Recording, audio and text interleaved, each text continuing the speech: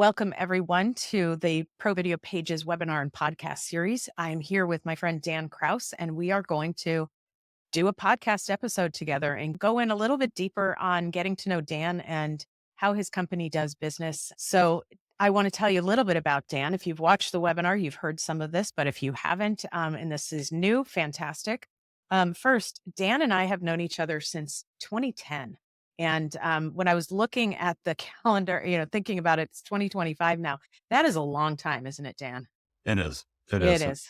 Time runs a But the, lot faster than you yeah, but then expect. again, I'm looking here and you've been in, we're the same age, so I can't give you too much trouble here. But you've been in sales and marketing for about 40 years. And that's kind of crazy here.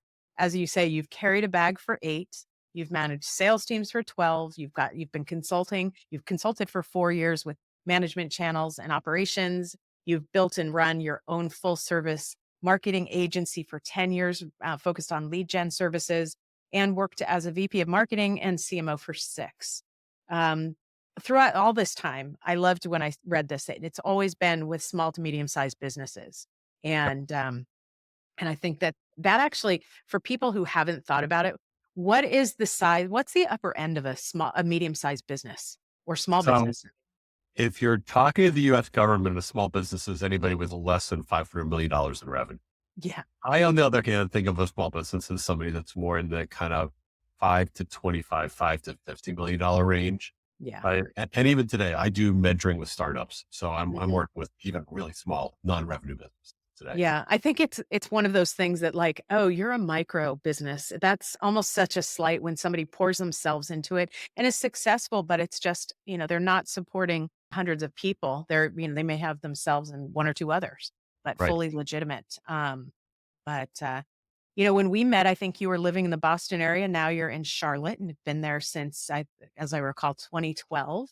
Correct. And the thing that caught me off guard, honestly, when we were talking and preparing for this, is that you're into curling. So tell me about that. It's it wasn't something that I expected to find in North Carolina. And Yeah. our neighbors went to a learn to curl that was going on at our curling club. It's about 20 minutes away from where I live. And they came back and they were raving about it. So the next time that a learn to curl came along, it was like, you know what, I got to try this. And, I grew up in New England and New York, and I was around ice my whole life, but I never learned how to skate because I was always a skier. And Hmm. so I was like, all right, what's the sport on ice? And the sport on ice, but you actually don't use blades, right? You're literally walking on the ice. And um, it's people talk about, they find their tribe. This is a really good group of people that enjoy playing the sport. We go out, we play for an hour and a half to 2 hours. And when you're done curling with people, you sit around and you have a drink afterwards. It's actually called broom stacking. There's actually a name for it. Right. So I figure any sport that encourages the camaraderie and you can bring the drinks down to the ice while you're playing, that's a good place to be. So Yeah. it's a lot of fun. I get to curl, 2, 3 nights a week. And it's a good group. It ranges in age from like 10-year-olds all the way up to, I think the oldest member of our club is 90. Oh, that's So cool. kind of got every age group going on in there. So it's a lot of fun. Any, yeah. Anybody else in your family do it? Is it just you? No, actually, my wife and I curled one night together, and then my daughter and I actually played doubles together. Oh, So that's cool. I like that. Yeah. yeah, I tried to play doubles with my wife. It didn't work out so well, but with my Okay. daughter, it worked out pretty well. I'm not going to go into why it didn't work, but hey, that's okay. So, so we just came off of you presenting some really important information about how things have changed with marketing, and I want to go back. Yeah, I'm going to show this. I don't know if you have any of these in your office, but do you still? I do somewhere. Yeah, They're exactly. somewhere in my office. Actually, But I think I back have in the 3 of them day, somewhere. I mean, that was before that for, let me tell you, that's the duct tape marketing binder that we would take our clients through. And there were fixed paper, you know, Yep. like notebooks or, brochures of things of what we would take people through. And then they started adding CDs into it. Remember that? And then things exploded and changed. And now you're saying that marketing has changed again. And it's kind of frightening. I mean, there's one slide in your deck that you go through so much. Maybe I'll put it on the screen here when I edit. But what do Yeah, tell me a little bit more about that. Well, I'll actually roll this all the way back to 2009, maybe tell you a little bit of how I got here and why I got here. Yeah. So when I started my agency in 2009, the first time I was doing marketing, right? It was messaging and helping people figure out how they were getting into the market, what the brand was going to be. And then it was about the time that we started to see the real explosion of social media networks and people go, okay, well, I can do social media marketing. And then search got a little bit more complicated. And over the course of 10 years, I watched my life go from being a marketing person to really being a technologist, right? I Mm. was spending all of my time trying to figure out technology and not so much time doing marketing. And when I got rid of my agency, when I sold it, it was really because I wanted to go back to doing marketing. And so I went in-house and spent 4 years really running about a 20-person in-house agency for, $100 million plus company. And I got the chance to do marketing, and I started working with this programmatic, this targeted direct marketing then, because there was an audience that I knew we wanted to reach, and we needed to find a more cost effective way to do it. The cost per click for a lot of the search marketing we were doing was really expensive.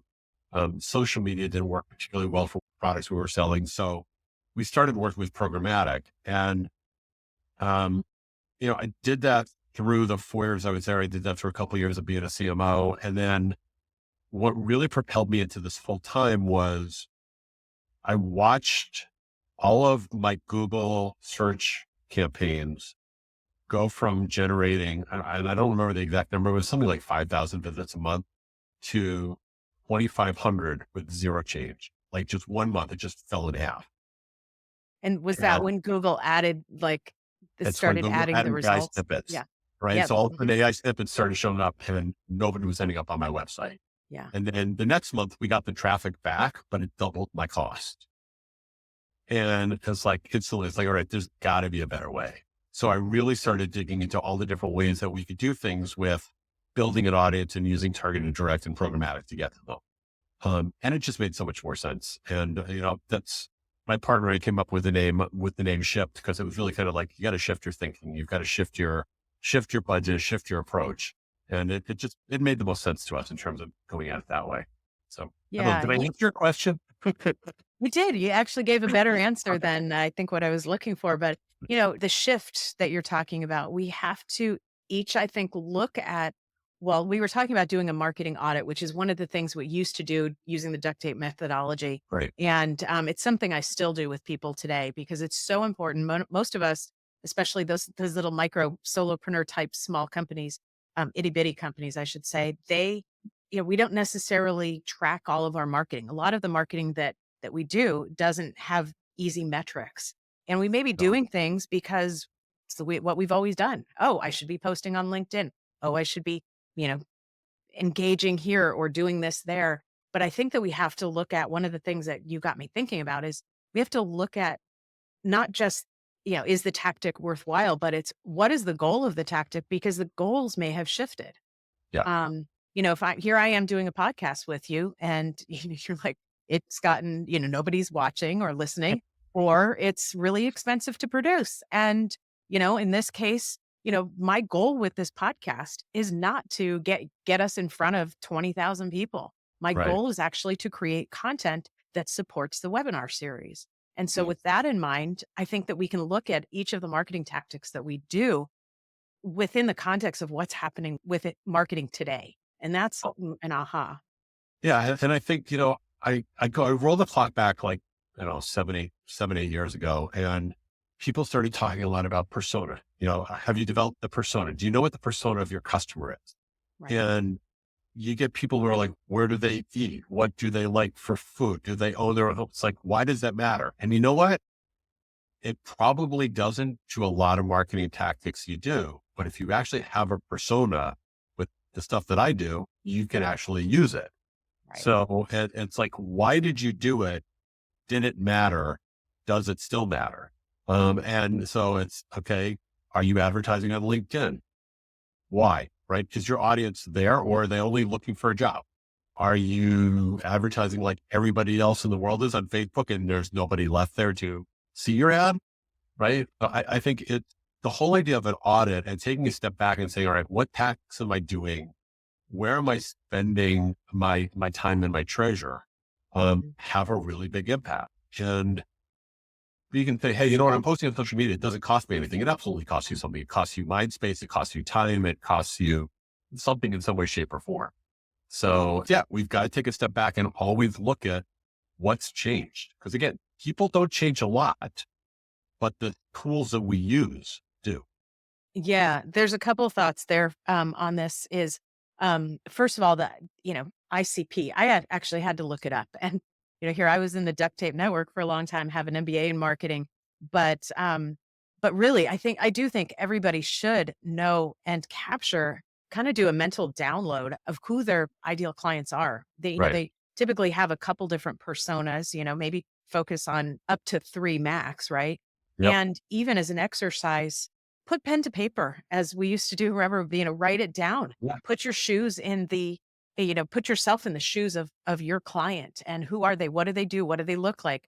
I loved doing that with my clients, especially in the remodeling space and the home services space. And certain, like you said, certain information matters, certain information doesn't matter. If you do know where they literally hang out or go out to eat, fantastic. That might serve Right. you well, but don't make it up, you Right. know.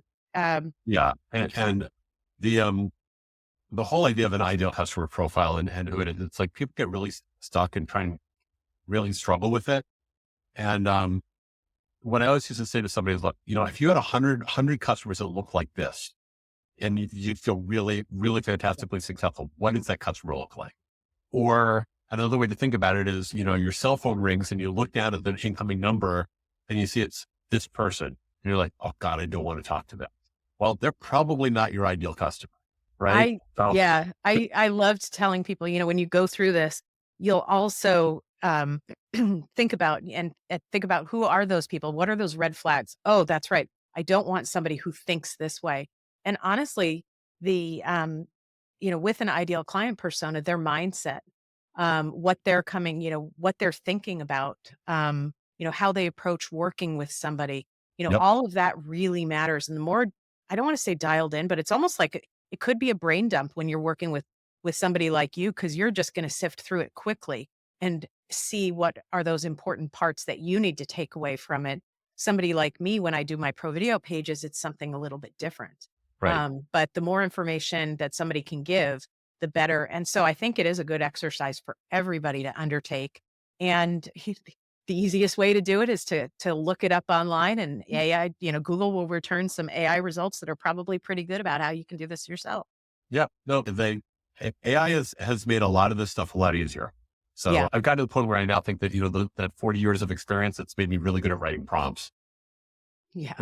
Yeah, you know what? There is something to be said for the wisdom and experience as it relates to leveraging AI in Yeah. really valuable ways. Okay, I want to move on. I have some questions here I'd like to ask.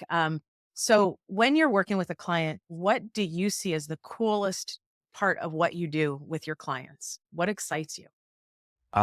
What I love doing is the detective work of trying to figure out how to find their customer, right? It's a lot of fun to figure out when somebody says to me, well, a lot of our customers look like this. And then it's diving in and trying to figure out, can I isolate them? Can I find them? Right? Is there a trade show? Am I able to look at a homeowner that fits a certain kind of profile? I was talking to somebody who helped senior living centers do marketing. It's like, they describe their ideal customer as somebody that's kind of got a multi-generational family. Okay, well, is that a criteria I can find around a list? And turns out I can, right? So doing that kind of discovery, trying to figure out, how do I identify an audience? How do I do that? I love asking the question why and how, and then trying to dig into it. So Yeah. just Oh, thank gets me you. jazzed. So Obviously, even your body language changes. That's cool. I like it. Um, okay, what is one piece of technology? Could be an app, it could be, a physical piece of technology that you think you can't live without, or that's just making a big difference in your life these days. um, the same way that I'm trying to find an audience for clients, I kind of like to know where my kid is. So I think Life 360 might be my favorite thing right now. I mean, my daughter's had her driver's license for a little bit less than a year at this point. She drives herself to school. She comes home from school. I just like to to know where she's at. And I don't want to helicopter, but at the same time, I do want to be able to know that if there is a problem where she is along the way. So Yeah. that gives me a lot of peace of mind in terms Yeah. of, and the flip side is, she can see where I'm at too. So if she needs me, she knows where she can reach me or where she can track me down. Yeah. So I can't tell you how many times my family goes, I know you're still at the market. Can you also pick this up? Um, yeah, there's that and too. And then my oldest kid, sometimes she'd go out and I'd be like, just make sure your Life 360 is on. And she'd be begrudging. Well, here's the thing. Nobody else knows where you are. If God forbid something happens, I don't Yep. even know the people you're hanging out with. I want to know where your phone is, just grant me that. Yeah. Um, By the way, if you lose your phone, we can find your phone with it too. yeah, yeah, Yeah. exactly. Okay. Moving on to another question about the webinar. What do you consider to be the most important reason someone should go and listen to the webinar that we just recorded? Um, I think it's education, right? I talk to probably 6 to 10 agencies a week. I talk to probably another six potential end customers a week. Most people don't know how you can build an audience and target an audience. So it's really about, can you learn a new tactic? Can you think about some of the different ways that you can use these kind of tools? I am working with one agency and they have a client who wanted to try and recruit employees by painting a billboard on the side of a tractor trailer and leaving the trailer in a mall parking lot.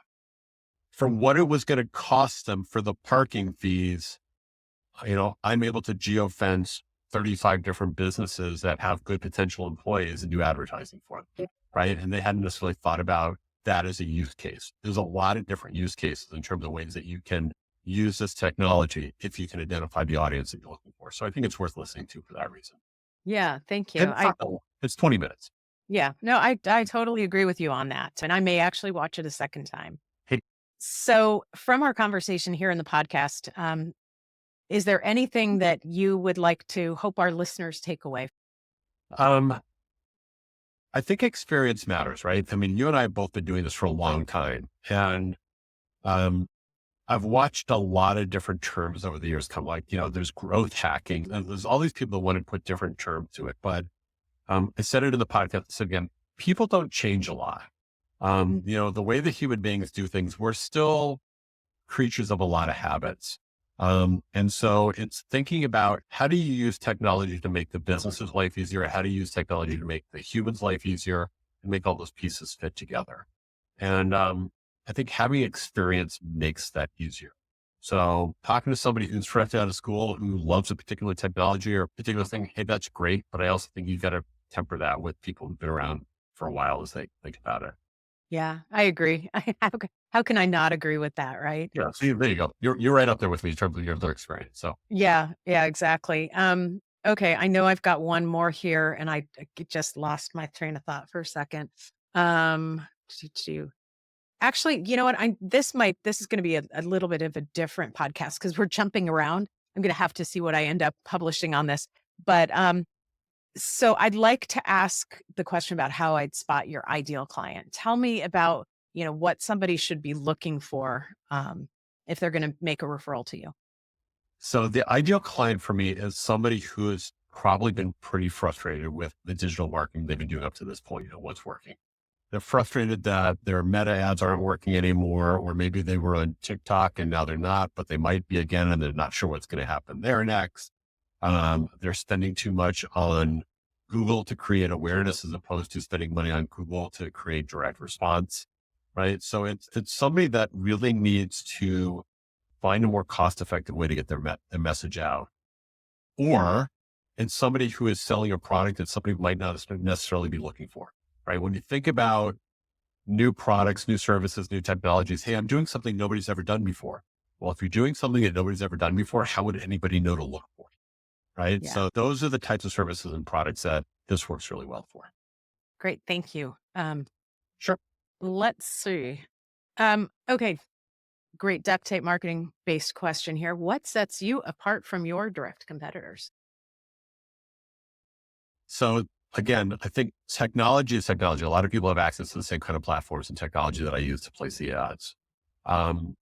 The wisdom from consulting generally comes from the questions that you ask, not the things that you know. Mhm. So I think what sets me apart from a lot of the other people that are doing this is that I know how to take the step back and ask the question. I understand how this fits in the slot of all the different kinds of technology and marketing that you would be doing. Right? You can buy targeted advertising from a lot of different outlets. Generally, it's an also with them. It's something that they do in addition to something else. In my case, it's all that I do. Mhm. So I'm pretty targeted on trying to figure out how do I help somebody get the best results out of it from that purpose. It's not that I'm trying to sell it to you along with radio or along with TV or along with something else, right? This is what I'm doing. And then I'm going to tell you to go spend your budget somewhere else also to get the best results. Right. Thank you. And then I guess a follow-up question to that would be, what makes a good referral partner for you? Who should be referring business to you? So I think the best referral partners for us are probably agencies that are focused on helping a company develop its overall strategy, its brand presence. Management consultants or people who run kind of some of the advisory boards for small businesses are also really good fits because they tend to have a good understanding of what's going on inside of the business. And again, there's a lot of different use cases for where you can use targeted direct. So anything from launching a new product to finding new employees to opening a new location, et cetera. This can work really well for them. So those are probably the two best fits for me. Great.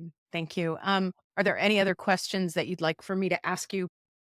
I think the only other thing that I'd probably add in that we Mhm. do as a service is, we're focused on targeted direct. We also do some work with Reddit and we do some work with YouTube advertising. And the Mhm. reason for those two is because they tie really well into the targeted direct space. So with Reddit, because we're focused a lot of times on people that are looking for specific topics, Reddit ties very well into that. And then with YouTube, a lot of people struggle with doing YouTube advertising because they don't necessarily have video. But if we're doing television or pre-roll ads for people, then we then have video to work with. So YouTube becomes a very easy addition for them as well. But other than that, we as an agency try to stay in a pretty tight space and, we want to do the targeted direct piece and push everything else to the people who do it better than we do. Yep. Okay. I do want to ask you though about Reddit. If Reddit is a marketing tactic, who should be considering using it and how does it get used? So with using Reddit as a marketing tactic, if you think about how people have developed really deep answers or there's really good ongoing conversations, Reddit's kind of the water cooler of the old bulletin board. It's kind of taken that place. So I'm able to advertise within a specific subreddit for something that's related to my topic, or I could actually key off of keywords that people are searching for or writing about within Reddit.